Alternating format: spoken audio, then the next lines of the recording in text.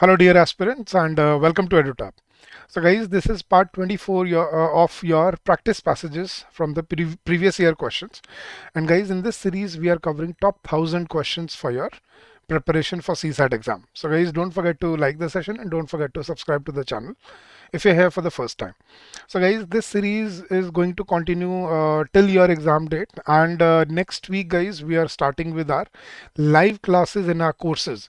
So guys, if you are a student of EduTap, if you are a student who is preparing with EduTap, now guys, live classes are going to begin from next week onwards, from 9th of February, and I hope those live sessions with the faculty members are going to be very productive for you. So don't forget to join those sessions live.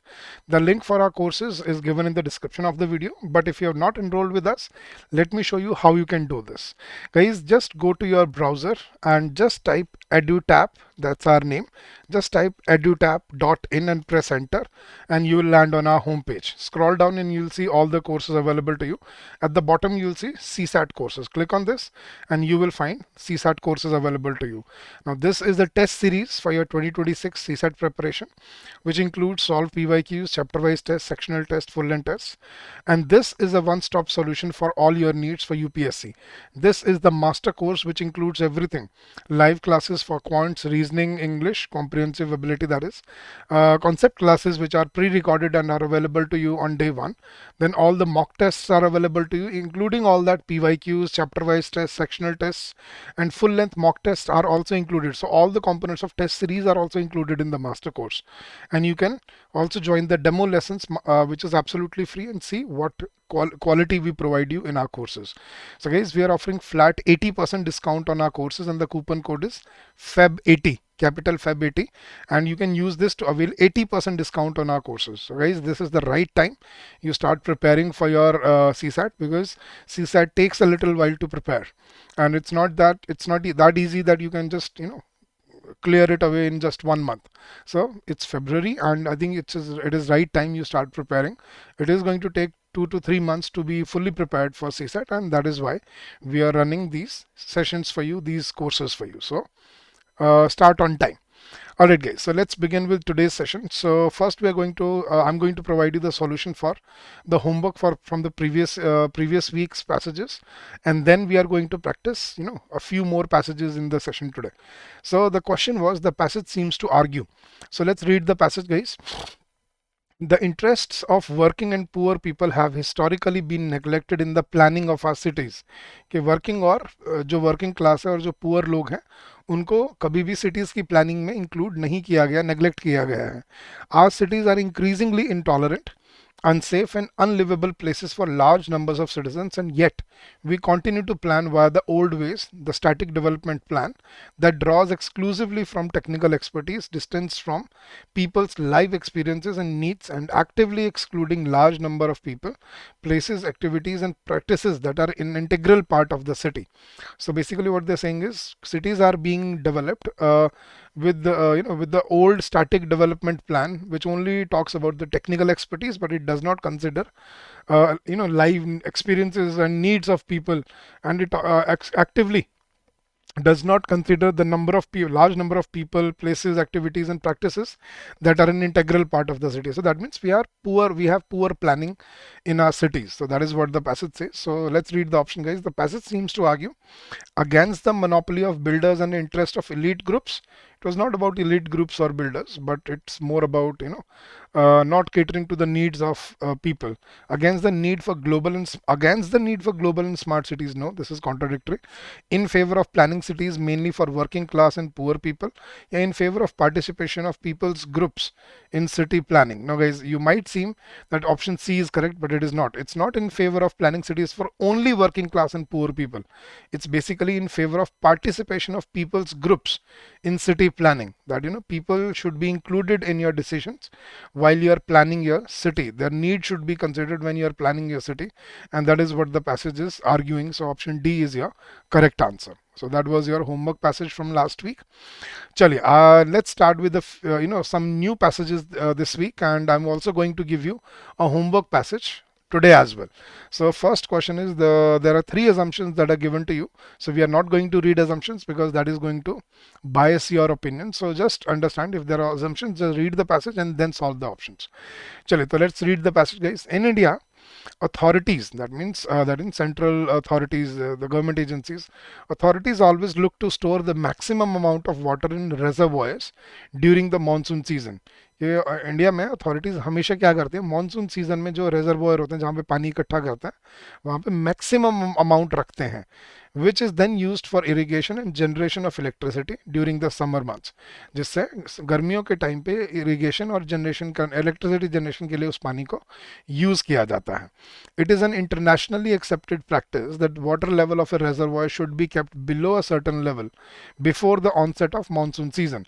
कि ये internationally accepted एक तरीका है, एक practice है कि monsoon शुरू होने से पहले रेजर्वोयर को एक लेवल पे, एक कम लेवल पे रखा जाता है, ताकि this is so that when monsoon rains come there is space to store the excess rain water and also so that water can be released in a regulated manner. तो उसने क्या बोला कि क्यों किया जाता है, ताकि जब मानसून का बारिश आए तो ज़्यादा स्पेस हो पानी स्टोर करने के लिए और ज़्यादा रेगुलेटेड तरीके से हम पानी को रिलीज कर पाएँ. But the authorities in India store the maximum amount of water in reservoirs even before the close of the monsoon. के मानसून शुरू होने से पहले इंडिया में, लेकिन रेजर्वोयर्स को फिर भी पूरा भरा रखा जाता है only to ensure greater electricity generation and irrigation, जिससे क्या इंश्योर हो कि ज़्यादा इलेक्ट्रिसिटी जनरेट हो पाए और इरिगेशन को ज़्यादा पानी मिल पाए. तो क्या एजम्पशन दिए हैं गाइज उन्होंने, high risk are involve in holding maximum water in reservoirs are due to over dependence on hydro power projects. कि भाई हाई रिस्क इन्वॉल्व है ज़्यादा पानी में रखने के लिए, क्योंकि हमारी ओवर डिपेंडेंस है हाइड्रो पावर प्रोजेक्ट्स के ऊपर. बिल्कुल सही असम्पशन है, तभी तो हम उसको पूरा भर के रखते हैं. Storage capacity of dam should not be fully use before और during monsoon season. Storage capacity of dam should not be fully used before और ड्यूरिंग मानसून सीजन. ये बात तो ठीक है, उसने कहा है कि ये नहीं होना चाहिए क्योंकि तभी आप पानी को रेगुलेट कर पाओगे, लेकिन हम नहीं कर पाते क्योंकि हमें ज़्यादा इलेक्ट्रिसिटी जनरेट करनी पड़ती है. तो this is also correct. Role of dams in flood control is underestimated in India. Okay, dam का जो रोल है उसको अंडर एस्टिमेट किया जाता है इंडिया में इन फ्लड कंट्रोल करने में. तो सही बात है, अगर पानी पूरा रखेंगे तो भाई फ्लड तो आएगी फिर उसके हिसाब से. तो this is also correct. So I think all the options are, all the assumptions are valid है. जब वही वो पैसेज बोल रहा है कि भाई रिस्क है इस चीज़ में, ऐसा नहीं करना चाहिए, लेकिन हम करते हैं क्योंकि हमें हमारे खुद के अपने जो हैं बेनिफिट्स हैं वो हमें देखने पड़ते हैं. तो all the assumptions were correct है. So option D is your correct answer. चले गए सेकंड पैसेज पे चलते हैं. What is the most logical, rational and logical inference और inferences that can be made from the passage. क्या inference बनाए जा सकते हैं वो हमें पढ़ना है. तो पढ़ते हैं गाइस, देखने के बाद. इकोनॉमिक लिबरलाइजेशन इन इंडिया, जो एलपीजी रिफॉर्म्स हुए थे 1991 में, उनकी बात कर रहे हैं.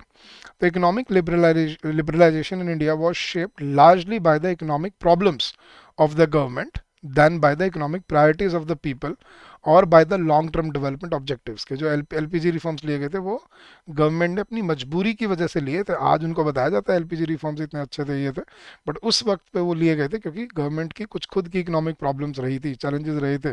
ग्रोथ नहीं हो रही थी, रियलिटी में हम सबको पता है ग्रोथ नहीं हो रही थी उस टाइम पे, इसलिए मार्केट को ओपन करना पड़ा. रादर देन जो कहा जाता है कि उसको इकोनॉमिक प्रायोरिटीज़ के लिए किया गया, नहीं, वो लोगों की प्रायोरिटीज़ को ध्यान में रख के नहीं, या लॉन्ग टर्म डेवलपमेंट ऑब्जेक्टिव्स को ध्यान में रख के नहीं, अपनी प्रॉब्लम के लिए, अपनी प्रॉब्लम्स को सॉल्व करने के लिए गवर्नमेंट ने एलपीजी रिफॉर्म्स किए थे.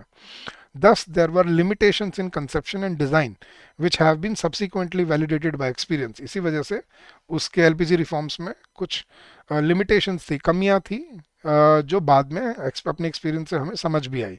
जॉबलेस ग्रोथ देखने को मिली. persistent poverty and rising inequality have mounted as problems since economic liberalization began. जब से एलपीजी रिफॉर्म्स हुए, जॉबलेस ग्रोथ हुई, इकोनॉमी तो ग्रो करी लेकिन जॉब नहीं क्रिएट हो रही, पॉवर्टी बढ़ते जा रही है, इनक्वालिटी और बढ़ती, अमीर अमीर होता जा रहा है, गरीब गरीब रह जा रहा है. तो ये प्रॉब्लम देखने को मिली हमें एलपीजी रिफॉर्म्स के बाद. And all these years later 4 quite crisis confront the economy. और इतने सालों बाद अब 4 हमारे सामने मुश्किलें खड़ी हैं. कौन सी? एग्रीकल्चर एक बड़ी प्रॉब्लम है, इंफ्रास्ट्रक्चर एक बड़ी प्रॉब्लम है, industrialisation and education as constraints on the country's future prospects. ये चार मेन प्रॉब्लम आज भी हमारे सामने खड़ी हैं. These problems must be resolved if economic growth has to be sustained and transformed into meaningful development. In problem को हमें सॉल्व करना पड़ेगा कि इकोनॉमिक ग्रोथ को सस्टेन करना है तो, और अगर हमें ये जो मीनिंगफुल डेवलपमेंट में अगर हमें ट्रांसफॉर्म करना है तो अपने इन सब चीज़ों को. तो क्या इन्फ्लुएंसेस आप देखते हैं guys. It is essential to rethink and redefine the economic role of the state in the quest for development. कि भाई ज़रूरी है कि इकोनॉमिक रोल जो सरकार का है उसको रीथिंक और रीडिफाइन किया जाए ताकि डेवलपमेंट सही हो. बिल्कुल सही है. And India has not made effective implementation of its policies in social sectors nor made sufficient investments in them. India ने इफेक्टिव इम्प्लीमेंटेशन नहीं किया पॉलिसीज़ का सोशल सेक्टर में, ना ही हमने सफिशिएंट इन्वेस्टमेंट की उनके अंदर. तो ये भी बात बिल्कुल वैलिड ही है यहाँ पर कि भाई हमने, तभी तो वो देखने को मिल रहा है कि हमें एक्सपीरियंस से क्या समझ आ रहा है, क्या ये जो एलपीजी रिफॉर्म्स थे इनमें कमियां थी, जॉबलेस ग्रोथ दिखी, पॉवर्टी दिखी. तो इसका मतलब हमने सोशल सेक्टर्स में इन्वेस्ट नहीं किया और उनको उनके अकॉर्डिंग पॉलिसीज नहीं बनाई. तो दोनों ही इन्फ्लुएंसेस बिल्कुल करेक्ट हैं. So both the assumptions are correct. So option C is your correct answer. तो गाइस ऐसे पढ़ के समझ के और फिर सॉल्व करना होता है इन पैसेजेस को. ठीक है, चलिए गाइस थर्ड पैसेज देखते हैं. उसने पूछा है what which of the following statements best reflect the critical message. तो क्या मैसेज दिया जा रहा है इस पैसेज में, वो हमें ढूंढना है. तो चलिए गाइस पढ़ते हैं, सॉल्व करते हैं. तो पैसेज कैसे है.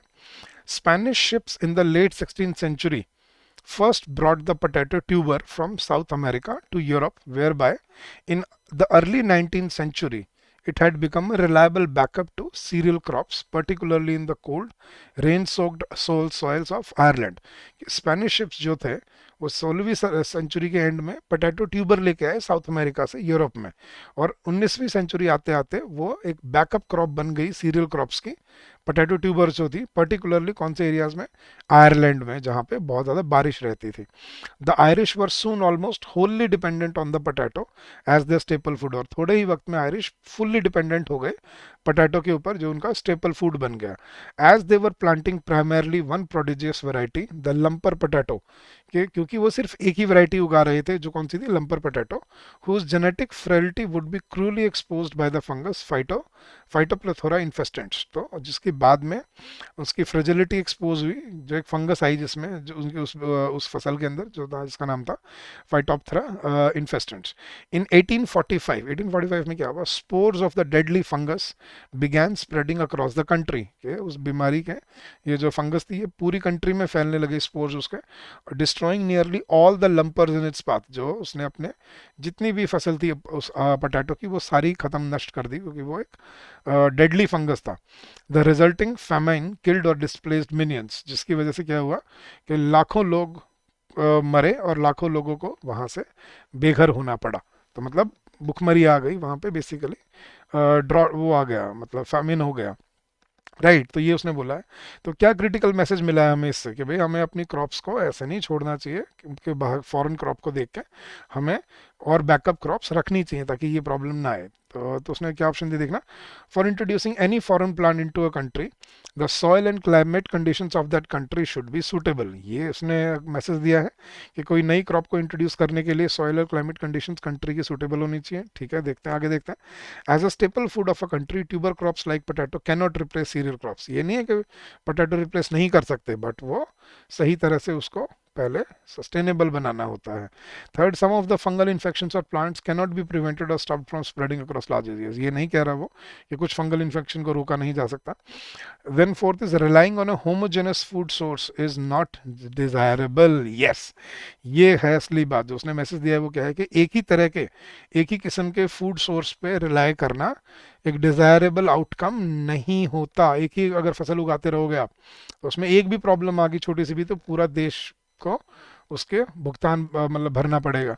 तो that is what the passage says कि एक ही तरह के फूड पे नहीं डिपेंड होना चाहिए, हमें मल्टीपल स्टेपल क्रॉप से मल्टीपल क्रॉप्स को उगाना चाहिए, ताकि एक में अगर प्रॉब्लम आए तो दूसरी पे हम काम चला सकें. So that is the message. So option D was your correct answer. तो गाइस ऐसे पढ़ के सोच समझ के एलिमिनेशन मेथड यूज करके पहले अपने रॉन्ग ऑप्शंस को एलिमिनेट करो, फिर जो ऑप्शन बचे उनमें चूज करो कि आपका सही ऑप्शन क्या बनता है, and then you will be able to reach the correct answer. तो गाइस ये थे आपके आज के practice passages. I hope this will help you in your preparation and in your journey. जाने से पहले मैं आपको एक होमवर्क पैसेज देके जा रहा हूँ गाइस। इसका आंसर आपने मुझे इस वीडियो के कमेंट सेक्शन में देना है। तो आपने इन्फ्लुएंस बताना है इस पैसेज का, और पैसेज मैं पढ़ देता हूँ आपके लिए।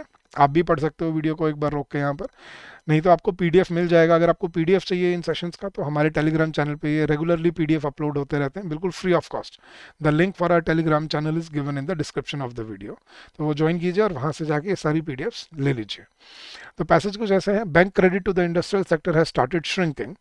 बैंक क्रेडिट जो है वो इंडस्ट्रियल सेक्टर में कम होना शुरू हो गया है। Its decline has been a serious concern as credit growth is essential to revive investment. The problem's origins lie in the incomplete reforms of the last 25 years. An institutional change that should have followed the 1991 reforms should have been setting up of a resolution corporation for banks. In a market economy with booms and busts, banks should be allowed to set up and to fail. Today, we cannot shut down banks because there is no proper system to shut them down. Weak loss making banks continue to need more capital. तो क्या influence दिया गया इस option पढ़िए और बताइए क्या आपको समझ आता है और क्या सही इन्फ्लुएंस है इस पैसेज का। चलिए गाइज, तो ये था आज का आपका सेशन।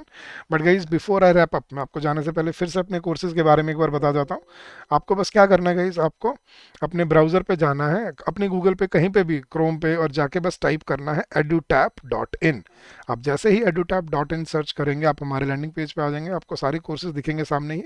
इनमें नीचे है सी सेट कोर्सेज, इस पर क्लिक कीजिए और आपको नीचे स्क्रॉल करोगे तो दिखेंगे आपके सी सेट के सारे कोर्सेज। ये टेस्ट सीरीज़ है आपके लिए जो आपको प्रैक्टिस करने में हेल्प करती है, और ये है हमारा one stop solution for master course for your UPSC CSAT, जिसमें क्वांट्स, रीजनिंग, इंग्लिश सभी की आपको पहले लाइव क्लासेस जो 9 फरवरी से स्टार्ट हो रही हैं गाइस, इसी महीने, अभी एक हफ्ते बाद कॉन्सेप्ट क्लासेस मिलेंगे आपको जो पहले ही रिकॉर्डेड फॉर्म में अवेलेबल है, मॉक टेस्ट मिलेंगे सभी सब्जेक्ट्स के, और बाकी टेस्ट सीरीज वाले कंपोनेंट भी इसके अंदर मिलेंगे, PYQs, chapter wise test, sectional test और फुल लेंथ टेस्ट भी इसमें आपको मिलते हैं। तो अभी हमने फ्लैट 80% डिस्काउंट इस पे चला रखा है guys. You can use this code FEB80 to avail yourself of this opportunity. तो चलिए गाइस, जुड़ जाइए जल्दी से कोर्स के साथ और अपनी प्रिपरेशन टाइमली स्टार्ट कर दीजिए ताकि आपको बाद में प्रॉब्लम ना देखने को मिले। Now guys, if you have any doubts, if you have any queries, you can always call us on this number during the office hours, which is 8146207241, or you can also drop us an email at hello@edutap.co.in. That's our official email ID. और guys अपने feedback comment में से share करना मत भूलिएगा। Do share your inputs and your feedbacks with us in the comment section of the video as well. तो अपना homework question का आंसर दीजिए कमेंट सेक्शन में और अपना फीडबैक भी ज़रूर बताइए हमें। तो thank you so much once again. We will keep on coming up with more such sessions every week for you so that you can prepare and you can get all the necessary inputs that you need for your exam. So thank you so much once again. Keep on working hard, keep on giving your best, and I'm sure you will come out with flying colors. So having said that, I'll take your leave for today. I'll see you again next week. Till then, happy learning to all of you. Bye bye, take care, good day.